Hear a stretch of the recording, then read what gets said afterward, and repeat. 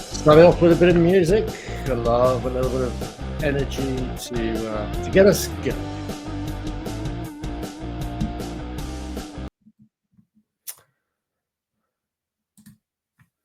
And here we are again. Let me know if you can see and hear me. Let me know if everything is working. Always difficult to know from this side of things. So let me know if it's on.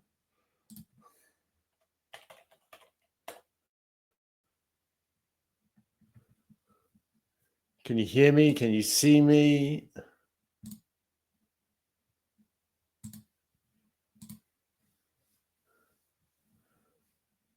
Should be live.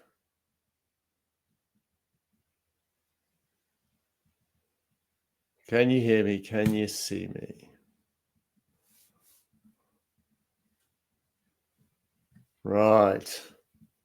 Okay, let's just give it a minute to see if people are joining. Thank you very much. James Highett-Smith, founder of Clark Smith. Welcome to our LinkedIn Live. Today's topic is around the value of one-on-one coaching. So today we're going to cover, I suppose, the why and the what of one-on-one coaching. And I'm probably going to start with quite a personal story, how one-on-one coaching has impacted my life. So I'm going to take you back to the end of 2023, right?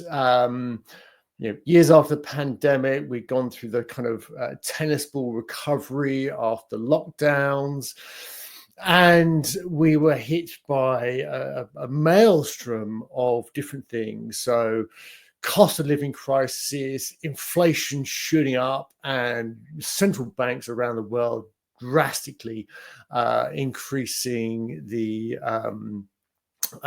interest rates, which had an impact on so many different things. And personally, I was in a situation where things started to get difficult. Business was challenging. The markets were challenging. There wasn't so much hiring going on. We still had customers, but we hadn't seen the kind of levels and volumes that had been there the kind of previous few years. And what I was going through, and I didn't realize it at the time, it took a little bit of time for me to understand, but I can only describe it now as burnout, essentially. So for me, with sort of reducing volumes and intensity of work, I found that I was almost, left wanting, lacking a little bit of purpose in my life. I was almost stuck in a way where I wasn't as productive. I knew there were things I should be doing, but I was almost kind of, struck down by procrastination and lacking that sense of purpose. It manifested itself in my personal life with things like how my conversations with my wife, with my partner, my patience levels with my kids was, I was very short. I was really lacking patience. The kind of routine, kids running around, the noise, it all kind of got to me. And we came into December 2023, and I was really kind of on the verge of feeling depressed. And I had this self-reflection moment of saying, no, this needs to change. I need to do something different. And not that I hadn't been trying to do things differently beforehand, but I'd been struggling to find the right tools and techniques, the right processes to help get me out of this funk, essentially. So I thought, look, I need some help. with this, and I looked at different coaching programs, different things like therapy, a number of different avenues, and I hit upon one-on-one coaching that just really kind of fitted with what my goals were out of that process. And I made that investment, and it was an investment in myself. It was an investment into my future self. I mean, we talk about discipline at times, and discipline is prioritizing your future self over short-term rewards.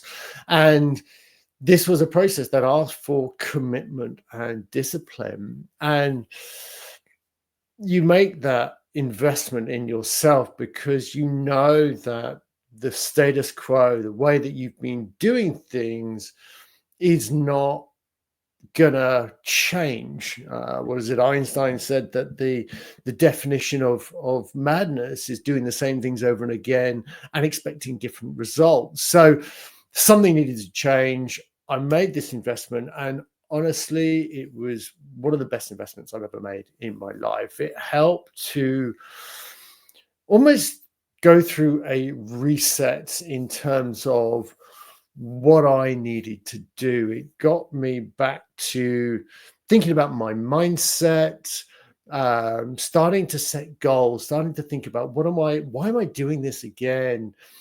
And part of that I classify as refinding some of my identity. So it started with mindset and goal setting. Basically, go through a reflective process. I've been doing the executive search recruitment for almost 20 years, and I think it's natural through our careers to get to certain points where what motivated us 20 years or 15 years ago, or 10 years ago, has evolved and changed. And I was describing it to someone. It's almost like as we get older, the stress is, if we think about our ability to deal with stress as a bucket, and the water just keeps going on because little things keep adding.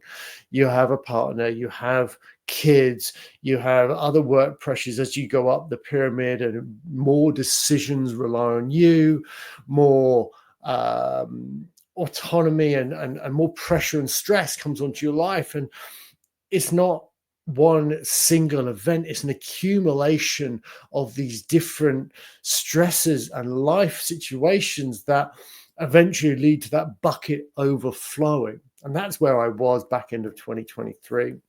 So the way to get out of that situation was to work with a coach one-on-one that could help guide me through the process of refinding who I was, and essentially what I wanted to be when I grew up. And maybe that's my fault. I should do this on a regular basis, but hindsight is 2020 vision, as we say. And when you're in that situation, it can be difficult to see the wood from the trees. So having that external voice, to ask the right questions, to challenge you in the right way, to give that unfiltered feedback that you've chosen to embrace and to go and find out, was the perfect remedy in that respect. And through that, together we could start to build a process and a journey that could start to rebuild that,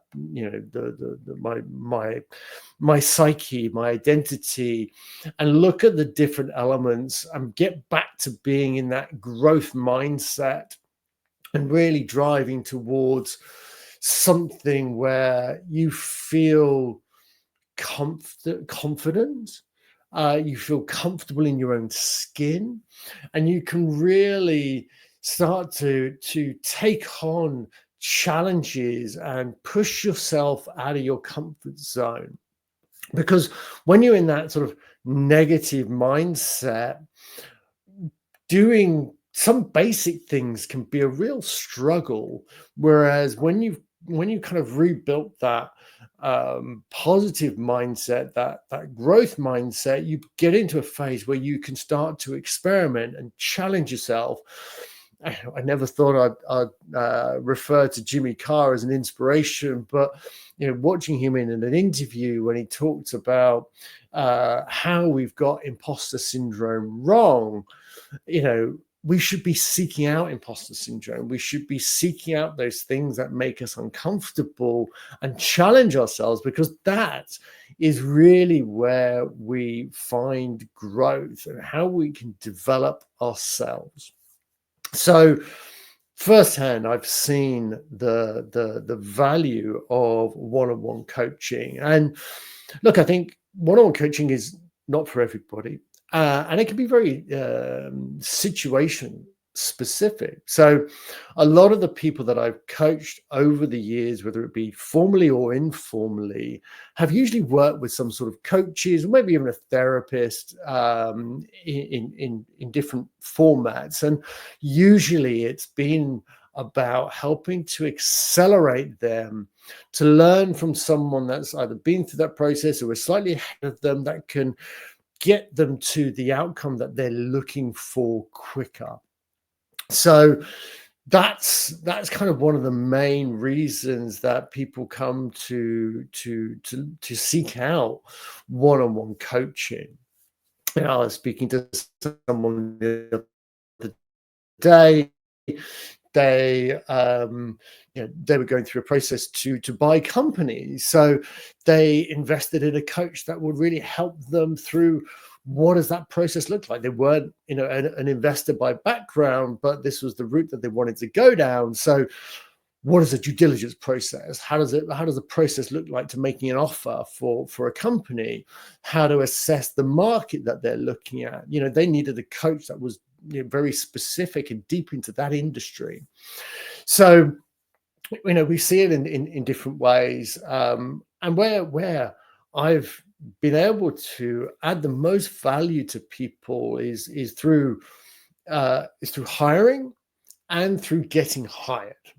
Those are the kind of key areas where, as an executive search professional, we sit in a unique position outside of organization, really getting insights into the market, into how different companies work, to be able to share that knowledge and insight with individuals to accelerate them along that path.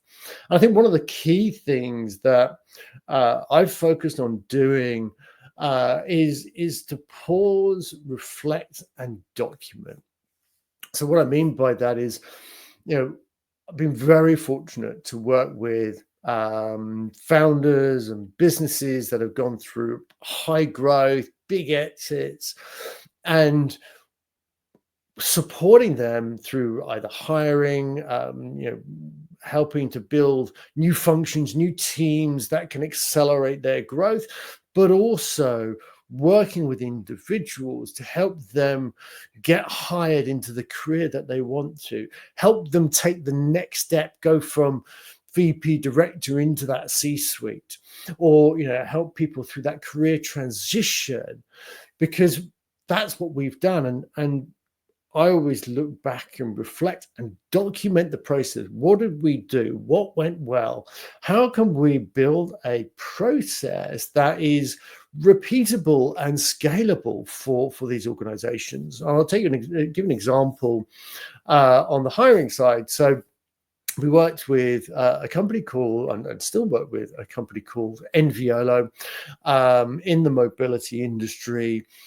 Worked with them from a very, very kind of embryonic stage of their development as they came into Europe from the US. We built leadership teams, built the functions. We did all, or a lot of it fell on my shoulders, did all of the recruitment for this business. We built their employer brand. We built the hiring process that they would go through at different stages, made sure that as we were identifying, scoping out roles, building organizational design, what that should look like.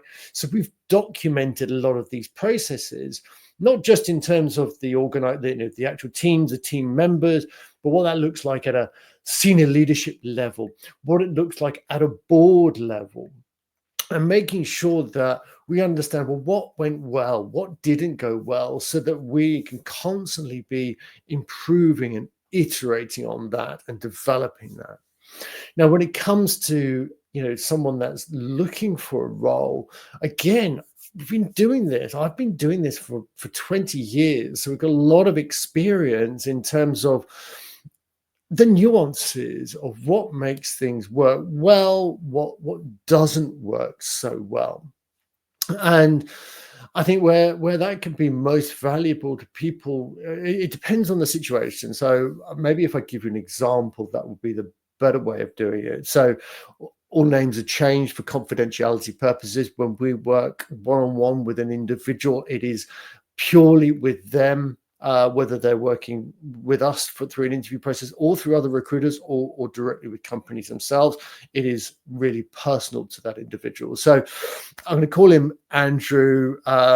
This is a CFO I was working with last year in a situation where his business had been through a sales process, but for complete reasons out of their control, that process had fallen apart, and the business was going to essentially either fold or they were desperately trying to find another buyer for the organization. So, but what I meant for Andrew was that he didn't have a visa, a standalone visa to stay in the country that he was in. He needed sponsorship for that organization. So highly stressful situation because he didn't know whether the company would exist and he might be deported. He just had a baby. So was really keen to find that next role and find that security for not only him but also for his family. And what he had found was that through our proprietary diagnostic assessment tool, our PDA tool, that CV wasn't really hitting the mark, but he was getting some interest. Public profile was getting enough inbound leads, but where he was struggling was translating initial interest into offers. So we worked very closely with him. We had, I had a one-on-one session with him once a week for an hour, where we talked through how to position his experience in the best possible way, depending on the role. And we looked at 4 different opportunities through our coaching sessions that he was actively involved in from the beginning. And rather than where he would normally have sat, having a first interview and not going any further, all 4 of those processes went to latter stages. He ended up with 2 offers.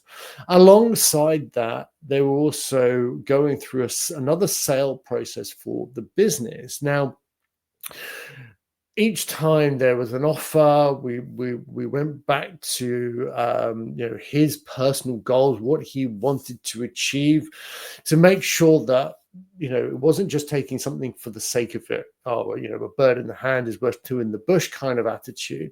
But was it really helping him to move forward in his career as to what he wanted to achieve with his goals? So what actually happened was the business got sold. He decided that actually staying with the acquirer was the best career path for him in terms of taking him on to and adding to his experience what he wanted to do. So we actually turned down all the offers because that's what aligned most with that process. And it wasn't just, okay, how do we present in interviews? It's incredibly stressful period of time in his life, going through that legal process where an external lawyer was making 11th hour demands for changing terms and so on, and how to deal with that. So really kind of coaching through that day in, day out, or week in, week out through that process. That's just one example. We've had multiple founders. I've had multiple founders come to me and say, James, I'm out on the job market for one reason or another. One was that they wanted to step down from their business and wanted to fundamentally do something different. They didn't want to be the CEO. They didn't want to have that weight and pressure on them about making all of the decisions. They loved doing a certain aspect, but how could they develop their profile and position the narrative, the packaging, as I call it, to work towards a different type of career or a different scenario, because they weren't getting the interest because their CV said CEO, almost investor. So how was that going to play out when actually they wanted to be, further down the tree in an organization and do something quite differently? So we worked with them to position that story, and fantastic news, they got the role that they wanted. Again, another founder, after selling their business, disagreements with ownership meant that they were in the market for a new role. And I suppose in typical founder mentality, it wasn't a case of, I want to take some time out, I want to take a break. This individual, as he said, I haven't not had a job since I was 15 years old. So sitting down, waiting for the phone to ring or attending board meetings and doing a bit of advisory work wasn't fulfilling. So it was a case of, how do we talk through that process? What are the different steps? And again, we've documented this process so that we know all the steps and the outcomes that we want to achieve, but how we've achieved that success through that process, whether it's direct with us, whether it's through other recruiters, whether it's direct through networks, etc. We've documented the process so that you don't have to. We can give you that. We have scenarios at the moment where we've got individuals coming saying, I've won awards, I've won, I've been the best in my industry at this, but I'm not getting the traction right now. What am I doing wrong?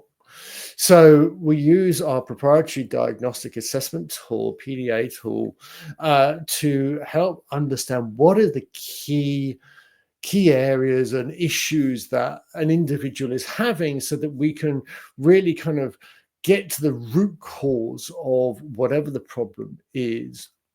So that we can solve for the right things and make sure we can put each individual on a path to success. Because let's be honest, I mean, coaching's not for everyone, but most of the people that we've coached have engaged in some sort of coaching in the past, whether it's coaching for managing and leading teams, whether it's coaching or therapy for personal issues.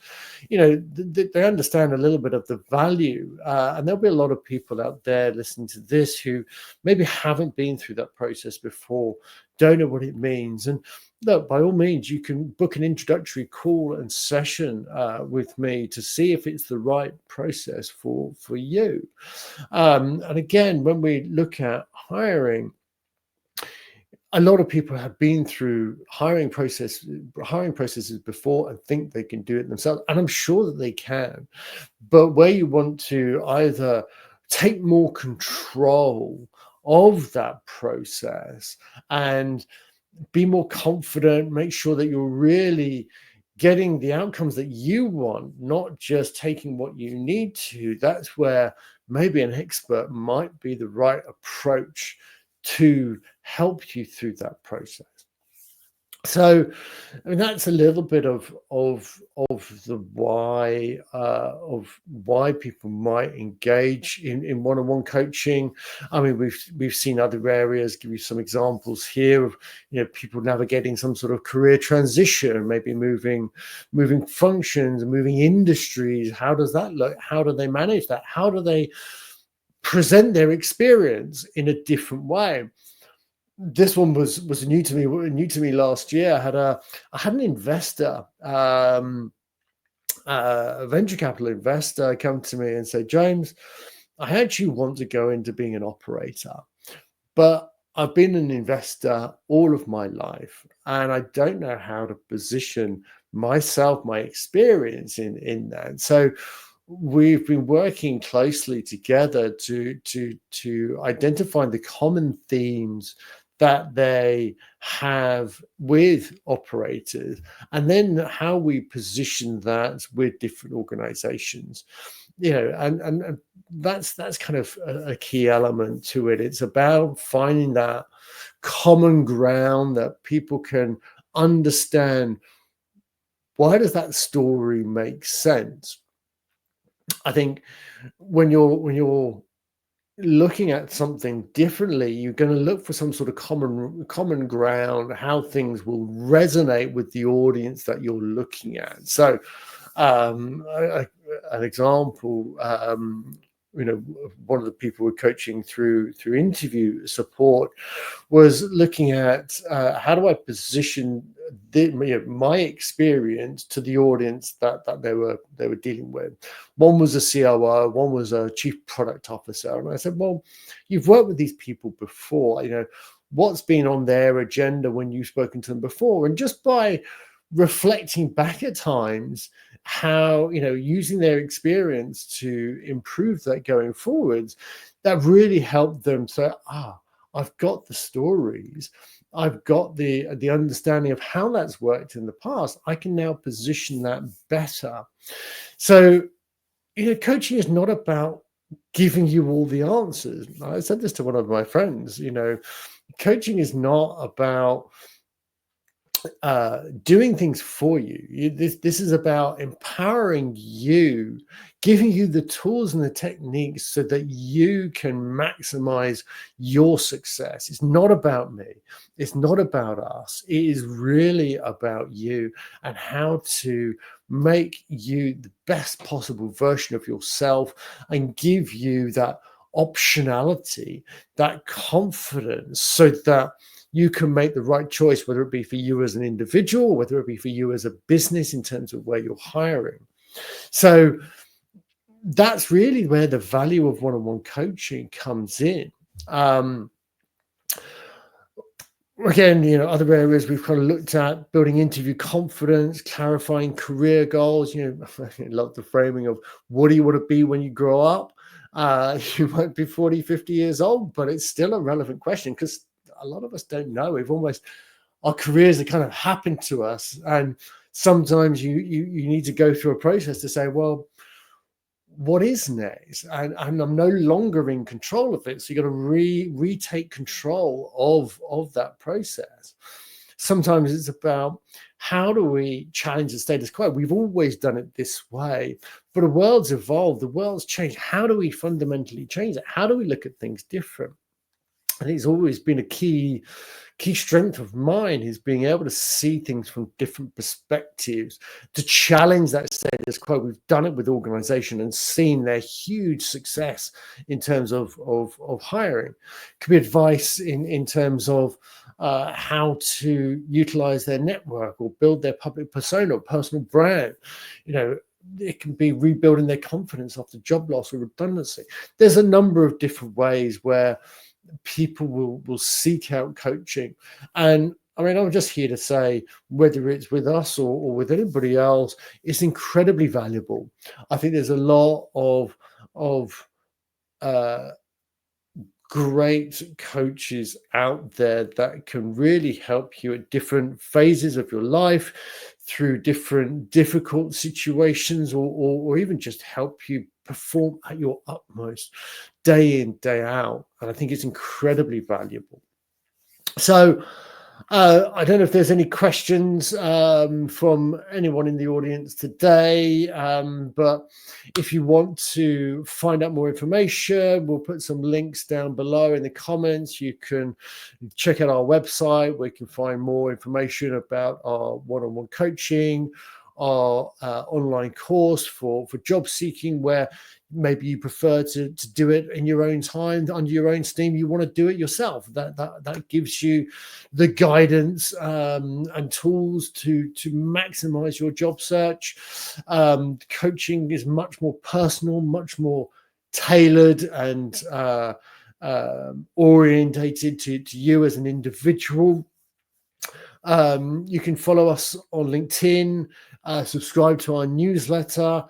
On YouTube, we have multiple resources, including podcasts where we're interviewing leaders in business, understanding their journey, what's worked for them, what hasn't worked for them, and how they look at organization as well. So hopefully we can just, create some value in your world, and if there is something where you think it's valuable or worthwhile to get in touch, find out more, you can book a session through our website. You can contact me on LinkedIn, or send me an email. But I really hope that this live today has been valuable. I'd say I've personally seen the value that we get from one-on-one coaching, and we'll look forward to seeing you on the next one. If there's a particular topic that you'd like me to cover in one of these lives, then drop a comment below. Otherwise, we've got a number lined up, including mindset and goal setting. And anyway, look forward to seeing you next time. Thank you so much for attending.